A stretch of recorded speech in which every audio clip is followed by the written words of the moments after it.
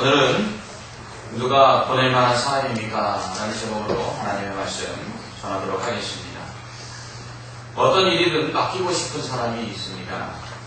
맡기는 일마다 잘 해내는 사람이죠. 어떤 일을 맡기든 척척 해내고 또 끝마무리마저 확실한 사람입니다. 이런 사람에게는 일을 시키는 것이 기쁨입니다. 반면에 어떤 일이든 맡기고 싶지 않은 사람이 있습니다. 일을 시키기도 전에 요리조리 눈치만 보는 사람이 있습니다. 일을 맡기면 핑계를 대고 도망치는 사람이 있습니다. 뺀질뺀질한 사람이죠. 또한 맡긴 일을 잘하지 못하는 사람이 있습니다. 일꾼이 아니라 일감인 사람입니다. 이런 사람에게는 일을 맡기고 싶지 않을 뿐만 아니라 일을 맡기고 나면 오히려 더 불안합니다. 성경은 하나님께서 우리에게 일을 맡기신다고 말씀하고 있습니다. 대표적인 것이 달란트 비유지요. 하나님은 구원받은 성도들에게 일을 맡기십니다. 그렇다면 우리는 과연 어떠한 사람일까요? 하나님이 일을 맡기고 싶은 사람일까요? 아니면 하나님이 일을 맡기고 싶지 않은 사람일까요? 하나님께서 우리를 구원하신 이유는 첫째는 죄로 말미암아 심판받고 영원한 지옥 형벌 가운데 떨어져 고통받을 우리가 너무 불쌍해서입니다. 둘째는 구원받은 우리를 통해서 하나님이 원하시는 일들을 행하도록 하시기 위해서입니다. 하나님은 구원받은 우리를 통해 또 다른 구원받아야 할 자들에게 복음을 전하기를 원하십니다. 또한 구원받은 우리가 이 땅에서 하나님의 사랑을 가지고 예수 그리스도의 그 십자가의 사랑을 가지고 세상 가운데 나타내서 하나님이 얼마나 사랑이 많으시며 또 하나님께서는 어떻게 우리를 긍휼히 여기시는가를 보여주기를 원하십니다. 이것을 통해서 하나님은 우리를 통해 하나님께 영광이 돌려지기를 원하십니다. 하나님은 이러한 이유에서 우리들을 구원하신 것입니다. 모세를 살리신 이유도 마찬가지입니다. 갈대 상자에 넣어져 나일강에 버려진 모세를 건져내시고 그리고 또 40년 동안 광야에서 훈련시키신 이유는 하나님께서 이스라엘 백성을 구원하시려는 하나님의 사명을 그에게 감당토록 하시기 위함이었습니다. 그렇습니다. 우리를 구원하신 하나님은 우리에게 일을 맡기시기를 원하십니다. 그것을 우리는 사명이라고 부릅니다. 하나님께서 주신 사명에는 여러 가지가 있을 수 있습니다. 그렇다면 하나님은 그런 여러 사명들을 우리에게 주시는데 어떤 사람들에게 특별히 일을 맡기실까요? 모세를 통해서 이스라엘을 구원하시기를 원하시는 하나님의 모습을 통해서 하나님이 쓰시는 사람은 어떤 사람인가에 대해서 함께 말씀을 살펴보길 원합니다. 먼저 이스라엘 백성을 애굽에서 구원하기 위해 자신을 보내시려는 하나님의 모습은 계속해서 할 수 없습니다. 이렇게 핑계를 댑니다. 이에 하나님께서 모세에게 내 손에 든 것이 무엇이냐라고 물으십니다. 하나님 지팡이가 있습니다. 라고 대답하자 지팡이를 던지라고 하나님 말씀하십니다. 지팡이를 던졌더니 그 지팡이가 뱀으로 변하는 것이었습니다. 깜짝 놀라 피하자 하나님께서 모세에게 그 꼬리를 잡으라고 하십니다. 그래서 그 꼬리를 잡았더니 다시 지팡이로 변했습니다. 그런 다음에 하나님께서 내 손을 그 품에 넣어보라고 말씀하십니다. 그래서 손을 품에 넣었고 다시 빼보니까 손에 나병이 들어서 이렇게 손이 변했습니다. 다시 그 손을 품에 넣으라고 말씀하시자 모세가 품에 넣었다가 빼보니까 이전처럼 깨끗해졌습니다. 하나님께서는 모세에게 이 지팡이가 뱀이 되는 것과 내 손이 나병이 되는 이러한 기적들을 이스라엘 백성 앞에 행하면 이스라엘 백성이 너를 믿을 것이고 또 내 말을 믿을 것이라고 말씀하십니다. 그런 다음에 그래도 믿지 않거든 너는 나일강에서 물을 떠다가 이 땅에다가 부으면 그 나일강 물이 피로 변할 것이다 라고 말씀하시면서 이 세 가지 기적을 보여주면 이스라엘 백성이 너를 믿고 또 내 말을 믿을 것이다 라고 말씀하십니다. 그러자 이번에는 모세가 이렇게 이야기합니다. 하나님 근데 저는 입이 중환자입니다. 입술이 뻣뻣하고 혀가 뻣뻣하여서 말을 잘 못합니다 라고 말합니다. 그러자 하나님께서 누가 사람의 입을 지었느냐? 내가 말하기도 하고 말 못하기도 하지 않느냐? 그러니까 너는 가라. 그럼 내가 내 입에 할 말을 가르쳐 줄 것이다. 그러니까 이번엔 이렇게 말합니다. 하나님, 그냥 그러지 마시고 보낼 만한 자를 보내주십시오. 정말 가관입니다. 하나님께서 모세에게 이스라엘 백성을 구원하기 위해 바로에게 가라고 할 때에는 내가 누구에게 바로에게 가며 이스라엘 백성을 구원하겠느냐라고 말하고는 하나님께서 함께 하신다고 그러니까 하나님 사람들이 나를 믿지 않을 거라고 말하고 사람들이 믿지 않을 거라고 말하는 모세에게 지팡이가 뱀이 되게 하고 손에서 낙엽이 생기게 하시고 또 나일강물이 피고 변하는 기적을 이루도록 하시겠다고 말씀하시니까 이번에는 입이 뻣뻣하고 혀가 둔하여 말을 잘 못한다고 말합니다. 그러고서는 하나님께 보낼 만한 자를 보내십시오라고 말하고 있습니다. 멍석 깔아놓으니까 못하겠다는 것입니다. 그러자 하나님은 이번에 화를 내시면서 모세에게 이렇게 말씀하십니다. 내 형 아론이 있지 않느냐? 그가 많이 잘하는 것을 내가 하노라. 그러니까 내가 그와 함께 너를 보낼 테니까 너는 걱정하지 말고 가라. 내가 너와 그의 입에 행할 일들을 가르쳐주고 너를 그 앞에서 하나님처럼 되게 할 것이다. 이렇게 말씀을 하십니다. 하나님은 모세가 말을 잘 못한다고 하자 말 잘하는 형과 함께 가라고 하십니다. 아론이 대신해서 말할 것이라고 말씀합니다. 그럼에도 불구하고 하나님은 아론의 할 말을 모세에게 가르쳐 주실 것이라고 말합니다. 끊임없이 하나님은 모세가 그 일을 행하도록 원하고 있음을 볼 수가 있습니다. 이처럼 하나님께서 우리에게 주시는 사명에 있어서 사명을 받는 그 부르심 앞에서 우리가 가져야 될 태도는 무엇입니까? 그것은 순종입니다. 모세처럼 자꾸 핑계대고 그리고 변명을 해서는 안 됩니다. 물론 순종이 쉽지는 않습니다. 순종이 어려운 일을 들려면 무엇보다도 모세처럼 감당하지 못할 것 같은 두려움이 먼저 앞서기 때문일 것입니다. 많은 사람들이 하나님께서 어떤 일을 맡기실 때 그것을 온전히 감당하지 못하면 어쩌나, 오히려 감당하지 못하고 실패하면 어쩌나, 이런 두려움 속에서 순종하지 못하는 것을 볼 수 있습니다. 또한 많은 사람들이 순종하지 못하는 이유는 자신이 없기 때문입니다. 많은 분들이 어떤 일을 맡기면 제일 먼저 하는 말이 저는 능력이 없습니다. 이렇게 말씀합니다. 모세 역시 한 번의 실패 때문에 자신에게 능력이 없다라고 생각해서 하나님의 그 사명 앞에 그는 계속해서 할 수 없다고 말하고 있는 것입니다. 그래도 이 정도는 양반입니다. 어떤 사람들은 순종하는 것이 아깝기 때문에 하지 못하는 경우도 있습니다. 순종하기 위해서 자신이 포기해야 될 것들이 있습니다. 그러나 그런 것들을 희생하며 순종하는 것을 원치 않아서 순종하지 않는 경우들이 있습니다. 순종하기 위해서는 십자가를 져야 되는데 십자가 지기 싫으니까 순종하기 싫은 것이죠. 세상 일을 하는 데에는 시간과 물질을 투자하면서 하나님이 원하시는 사명을 위해서는 시간을 들이고 물질을 사용하는 것이 아까운 사람들이 있습니다. 성경은 순종이 제사보다 낫다고 말합니다. 순종이 예배보다 낫다는 말입니다. 하나님의 말씀 듣는 것이 수양의 기름으로 제사를 드리는 것보다 낫다고 말씀합니다. 그러나 많은 사람들 중에 하나님 앞에서 순종하지 못하는 이유를 그들은 하나님께서 원하시는 것들을 드리는 것이 아깝기 때문에 순종하지 못하는 경우들을 보게 됩니다. 여러분, 파레토의 법칙이 있습니다. 이탈리아 사회학자인 파레토가 개미를 연구해 보니까 모든 개미가 다 열심히 일하는 건 아니더라는 것입니다. 20%의 개미만이 열심히 일하고 나머지 80%는 그럭저럭 시간만 때우더라는 것입니다. 그래서 어느 조직이나 공동체이든지 또 연구를 해보니까 일하는 사람은 20%에 불과하고 나머지 80%는 이 20%의 열심으로 먹고 살더라는 것입니다. 마케팅 분야에서도 20%의 고객이 전체 매출의 80%를 차지하고 나머지 80%가 20%의 매출을 차지한다고 합니다. 즉 어떤 조직이나 분야든지 20%의 열심을 가진 사람들이 80%의 몫을 한다는 것입니다. 이것이 파레토 법칙입니다. 이러한 파레토 법칙은 교회에도 적용이 됩니다. 교회도 열심히 일하는 헌신된 20%가 교회 모든 사역의 80%를 차지한다는 것이죠.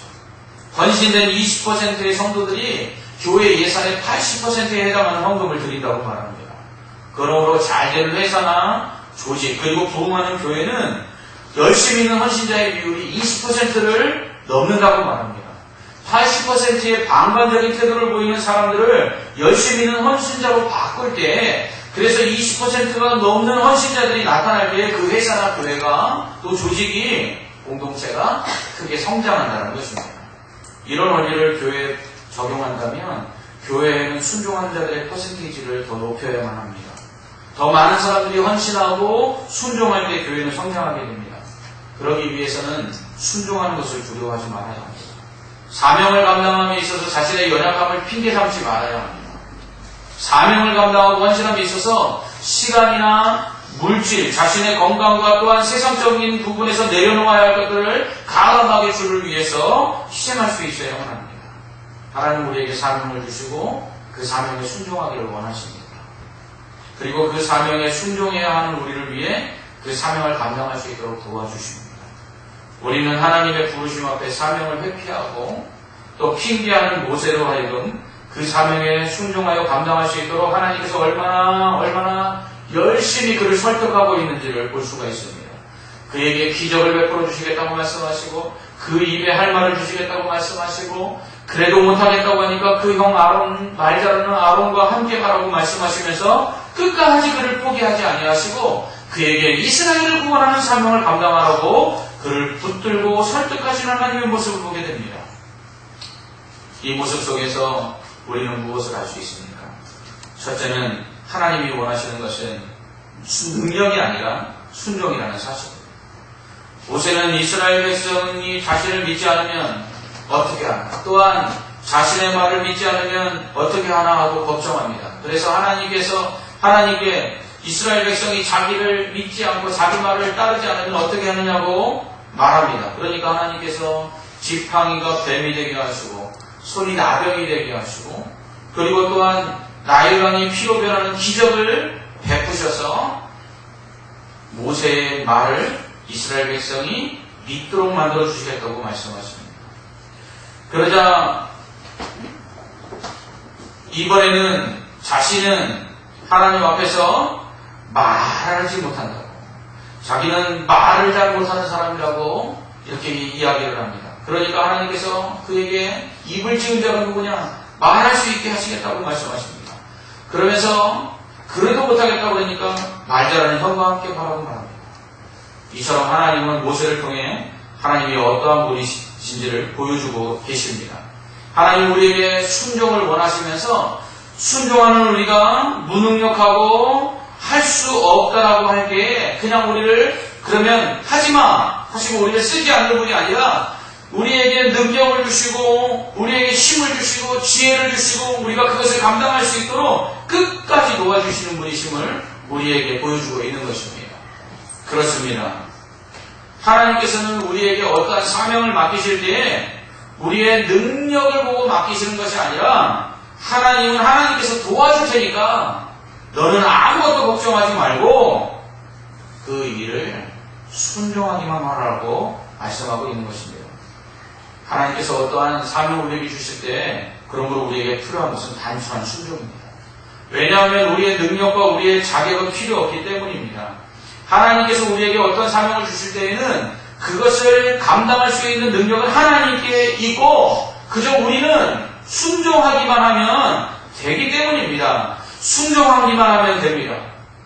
믿지 않는다고 말하자 지팡이가 뱀이 되게 하시고 손에 나병이 생기게 하시고 나일강이 피로 변하는 기적을 통해서 모세를 믿게 만드시겠다고 하십니다.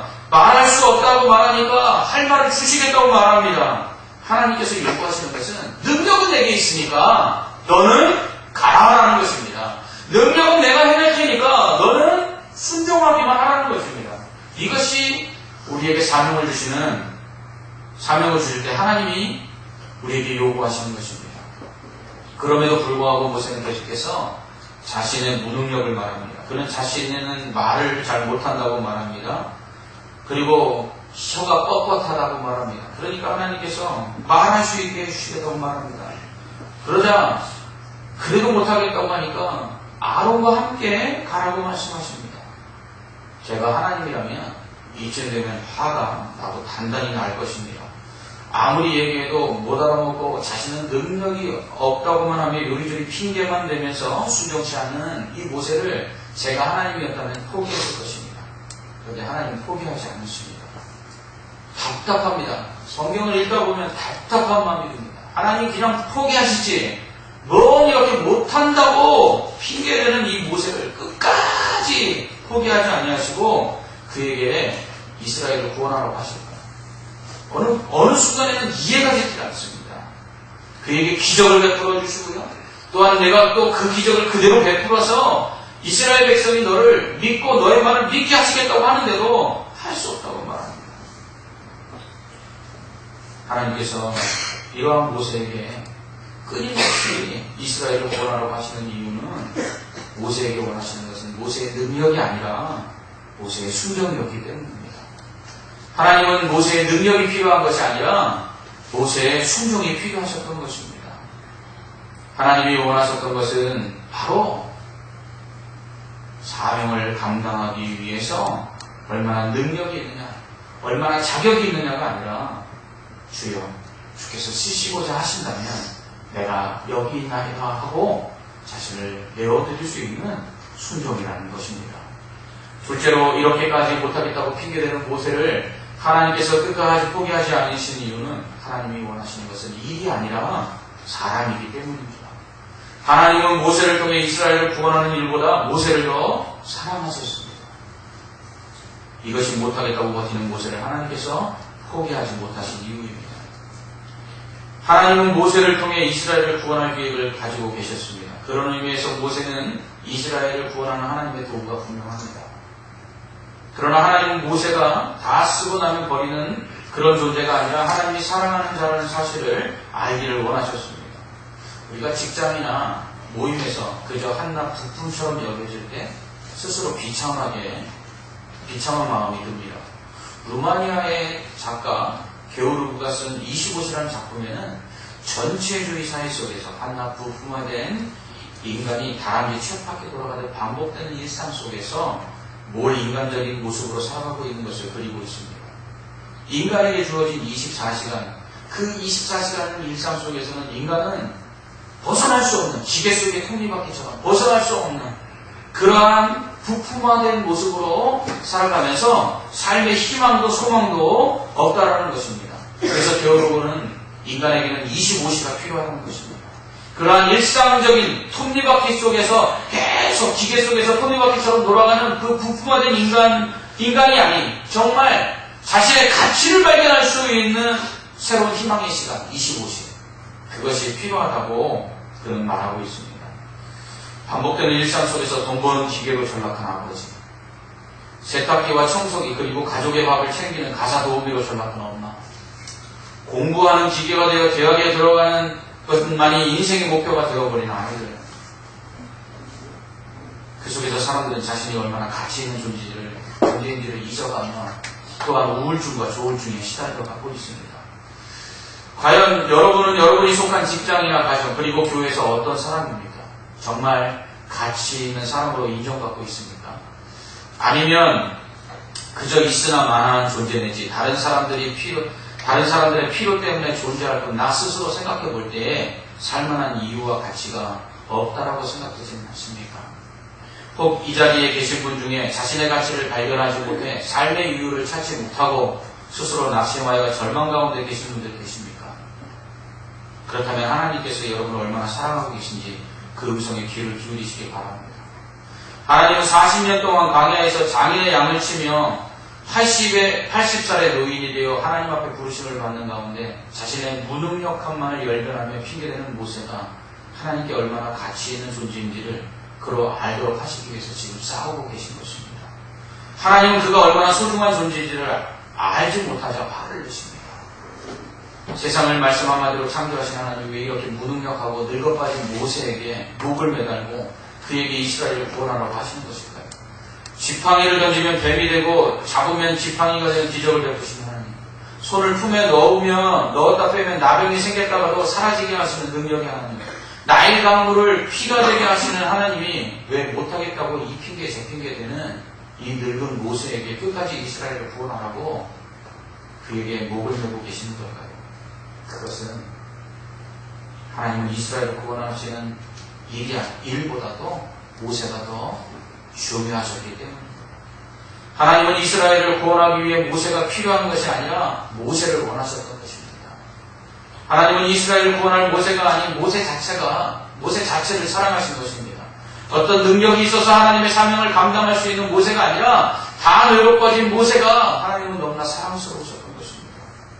하나님은 그런 늙고 무능한 모세를 통해 이스라엘 백성을 구원함으로써 하나님이 모세와 같이 연약한 자들을 얼마나 사랑하시는지, 얼마나 귀하게 여기시는지를 보여주기를 원하셨던 것입니다. 이스라엘의 구원은 사실 모세가 아니더라도 얼마든지 하나님 혼자서도 하실 수 있는 일이었습니다. 말 못하는 모세 대신 말 잘하는 아론을 통해서도 이스라엘을 구원하실 수 있었습니다. 그런데 왜 하필 모세였습니까? 하나님이 사랑하셨기 때문입니다. 우리에게 어떤 일을 맡기시는 것은 우리가 그 일을 멋지게 해낼 수 있기 때문이 아닙니다. 우리에게 사명을 맡기실 때 하나님께서 원하시는 것은 바로 우리라는 것입니다. 충분히 해낼 능력이 있거나 어떤 자격이 있어서 우리에게 사명을 주시는 것이 아니라 내가 너를 사랑하여서 내가 이 일에 너를 쓰고자 한다. 네가 얼마나 가치 있는 사람인 줄 아느냐?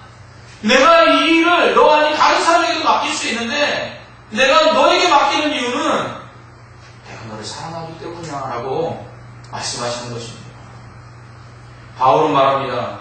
사도 중에 지극히 작은 나에게 이런 큰 사명을 주셨다고, 죄인 중에 괴수인 나에게 이렇게 보배로운 일을 맡기셨다고 말합니다.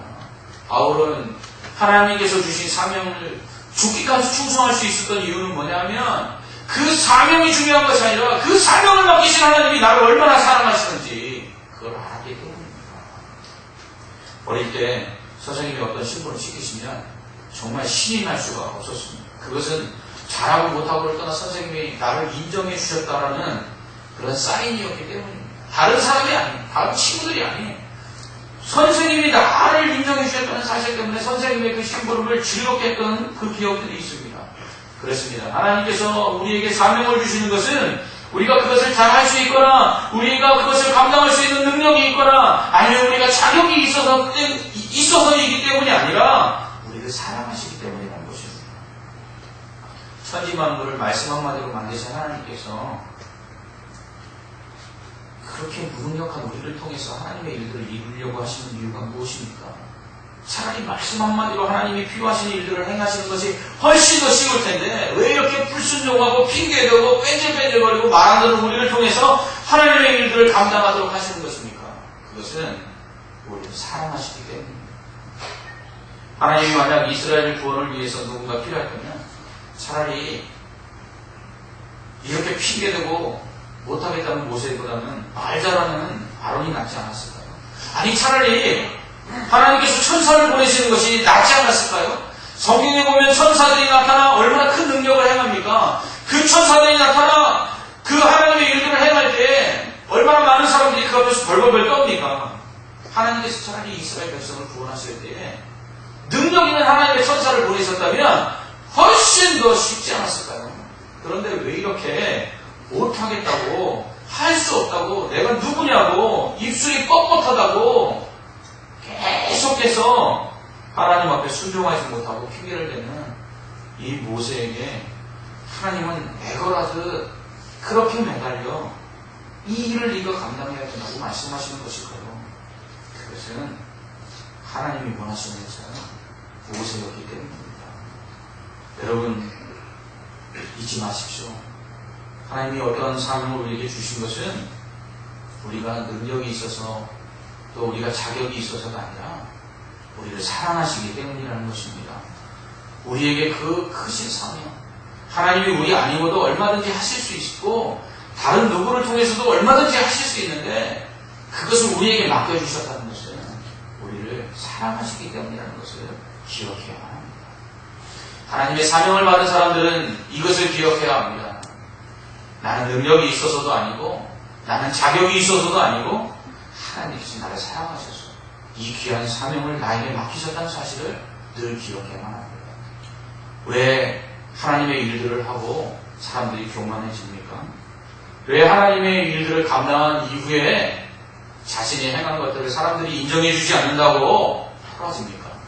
그것은 하나님께서 나를 왜 부르셔서 무엇을 위해서 나에게 그 사명을 감당하게 하시는지 그 이유를 모르기 때문입니다. 여러분, 반면에 또 하나님께서 어떠한 일을 맡기실 때 못한다고 핑계대는 사람들이 있습니다. 그것은 우리의 무능력함이나 우리의 자신 없음이나 우리의 두려움 때문일 수 있지만, 그러나 그것은 어디까지나 불순종이라는 것을 기억해야만 합니다. 하나님께서는 지혜 없는 자를 통해 지혜로운 자를 부끄럽게 하시고 연약한 자를 통해 강한 자를 부끄럽게 하시는 하나님입니다. 만약 우리에게 어떠한 일을 감당할 능력이나 힘이 필요하고 지혜가 필요하다면 하나님께서는 차라리 우리보다 더 나은 사람을 쓰실 수 있습니다. 그러나 하나님께서 우리를 쓰시는 이유는 우리의 지혜나 우리의 능력이나 우리의 경험이 필요한 것이 아니라 바로 우리의 순종이 필요하기 때문입니다.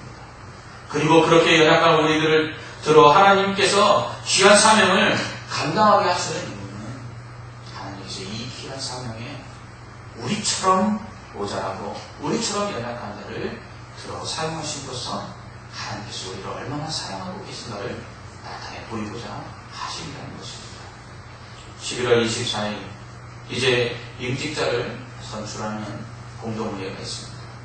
어떠한 사람이 하나님께서 쓰실 만한 사람입니다. 어떠한 사람이 하나님께서 보내실 만한 사람입니다. 순종하는 사람입니다. 능력이 많거나 자격이 있는 사람이 아니라 하나님 앞에 순종하는 사람입니다. 하나님 앞에 쓰임받는 것을 기뻐하고 그 쓰임받는 것이 자신의 능력이나 힘 때문이 아니라 지혜 때문이 아니라 하나님이 나를 사랑하시기 때문이다. 겸손하게 그 사명을 감당하는 사람. 하나님께서 그러한 사람들이 세워서 주의 교회를 섬기기를 원하고 계십니다. 사랑하는 성도 여러분, 하나님께서 여러분들에게 올해 2013년도 주의 사명 어떻게 감당하고 있습니까? 능력이 있어서 부르신 것이 아닙니다. 자격이 있어서 주신 것이 아닙니다. 순종하라고 주신 것입니다. 얼마나 순종하고 있습니까? 우리가 능력이 없고 자격이 없음에도 우리에게 이 사명 주신 것은 하나님이 우리를 사랑하시기 때문에 주신 것입니다. 여러분은 그 사명을 감당하면서 얼마나 하나님께서 나를 사랑하고 계신지 경험하고 계십니까? 일이 힘듭니까? 벅차십니까?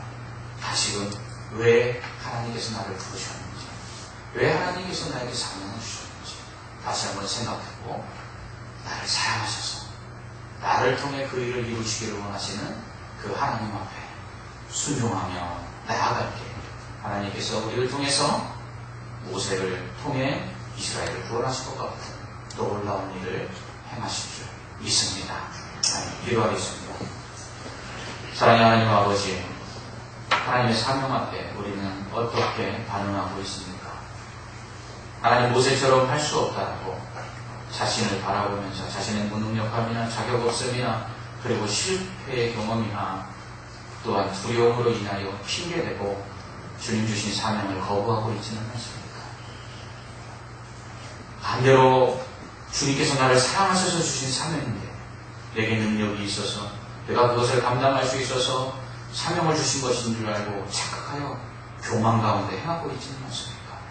하나님, 우리 자신을 되돌아보게 하시고 주님 주신 사명 앞에 순종하며 주님이 원하시는 것은 바로 나라는 것을 알고 나를 사랑하사 내게 귀한 사명 맡기신 주님 앞에서 기쁨과 감사와 겸손함으로 그 모든 것들을 감당하여 주인의 마음을 시원케 하는 종과 같은 귀한 일꾼들 되게 하여 주시옵소서. 예수님 이름으로 기도합나이다. 아멘.